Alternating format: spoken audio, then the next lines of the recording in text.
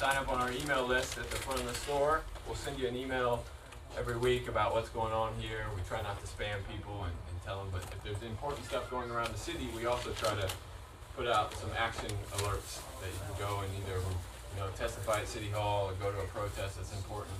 And so we really try to keep it limited, but we have lots of events, so please try to sign up on the email list. I'll stop talking here and introduce our speaker. We have Lucus. Lucas is a one-time, he can tell you a little bit about his history. He's a one-time documentary filmmaker and researcher in the 9/11 area, and that's how he first was introduced to me and the store.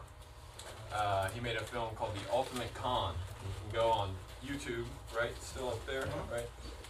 It had one of the largest hit ratios for 9/11 films for a little while there. Yeah, so it's actually the most watched YouTube video of all time on 9/11. Yeah. Well, there you go. All right. That was a good film, and we used to burn it and hand it out to people. It was a good introduction to the topic.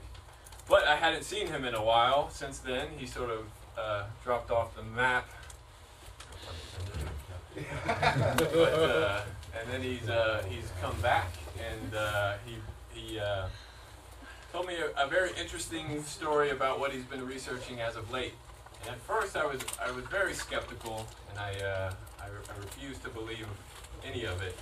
And then he showed me some of it in his presentation that he's going to share with you tonight. And I felt it was compelling enough that other people need to see it, and so I wanted to schedule him a night where he could show it. I'm so glad so many people took the opportunity to come out and listen. So anyway, without further ado, let's welcome Lucus.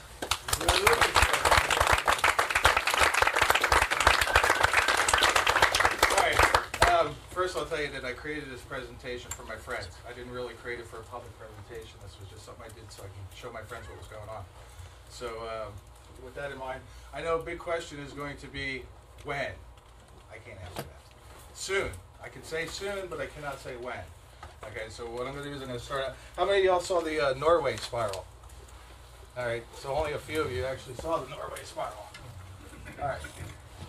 Back when Barack Obama got his Peace Prize in Norway, this appeared in the air, okay? And here's the video of it.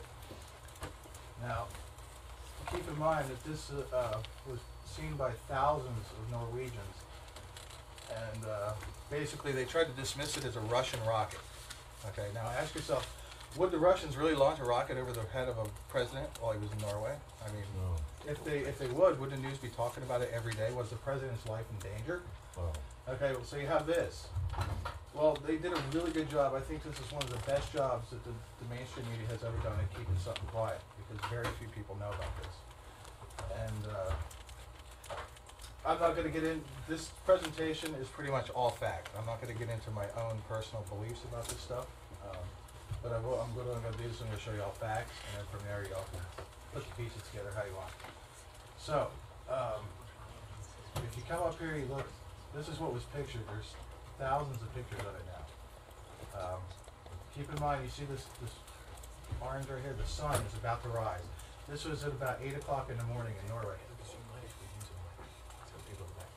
Oh, I can speak up, or I mean, yeah, I mean, I don't care. When your head turns, though, your voice will okay, sorry. Okay. I can hear you good back here. What about us old people right now? Right. That is right up.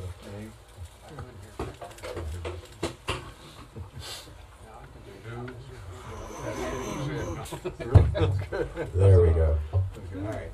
I don't think you're that old. No.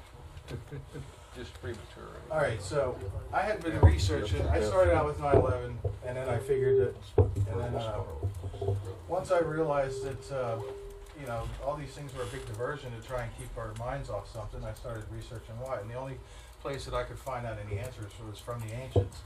The ancient Indians and people of the world, they went out of their way to try and warn us about something in the future.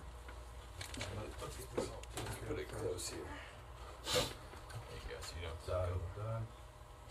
Done. There we go. All right.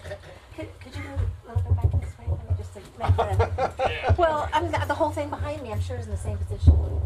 I can lean forward and they can't. All right, there we go. Cool, perfect. Alright, so we had this object that appeared. They tried to dismiss it as a Russian rocket. For a month, you couldn't even find a picture of this on Google Images. You type in Norway spiral and it would not pull up one single image of this. So I started doing a research into it. And, well, actually I was already doing a research into the ancient petroglyphs and stuff. And what I found is that, since this decided it wants to get through this little loading process here. What's a heteroglyph? A petroglyph is a cave drawing, or a cave carving, like this. I found that these things, these spirals, were everywhere, all across the world. You see the one on his chest there? You see that one there? You see all these spirals everywhere. Now keep in mind that these things, like for instance this one here, they show it next to a dead lizard.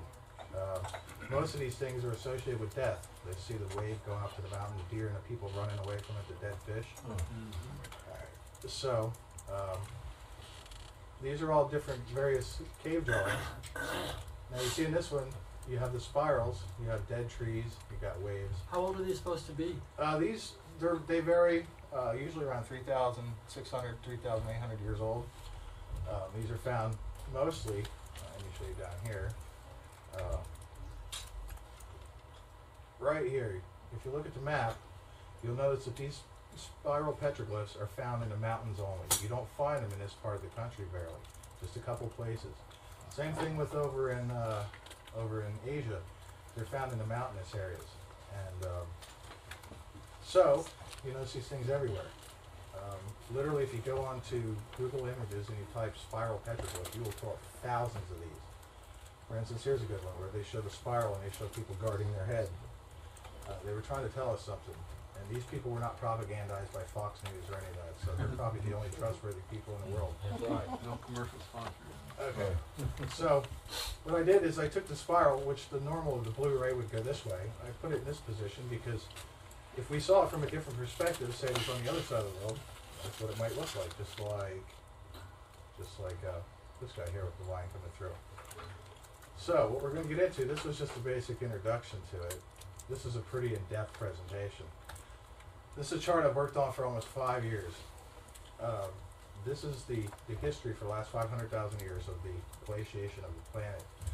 You see we have 80,000 Glaciation? Yeah, basically the ice ages. What? The ice ages? Uh-huh.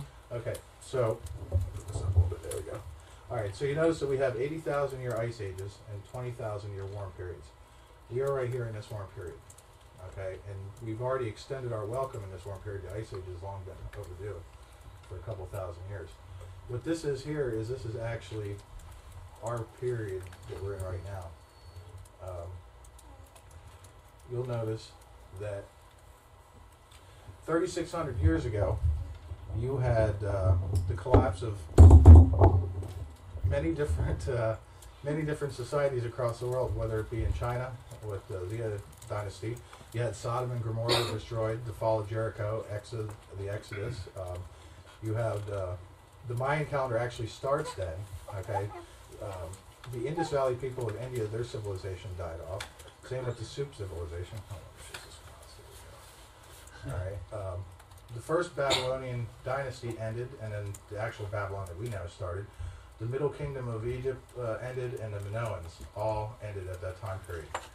Now, if you go back another time period, there's not very many records of human existence back then, but 3,600 years later, we had all these natural disasters, and also the Byzantine calendar, which is the basis for the calendar for the Christian religion, started right at this time period. If you go back another 3,600 years is when Plato dates Atlantis sinking too. Okay, and then you go back another 3,600 years, and you also had the end of the saber-toothed tiger, the Irish giant deer, all the big mammals of the world basically came to an end. Also, you notice in here, what I'm going to do in this, there's so much information here, I can't completely go over it with everybody. What I'm going to do is I'm going to kind of breeze over it. I'm going to let y'all have a disc and take it home, and then you can, it's going to take you a couple weeks to go through all this stuff. Wow. Okay. Thank you so much. Basically, so you've got all these different events that happen, okay? Now, this is where it starts to get interesting. All right, December 1981, Astronomy magazine. They're looking for a elusive planet much larger than Earth.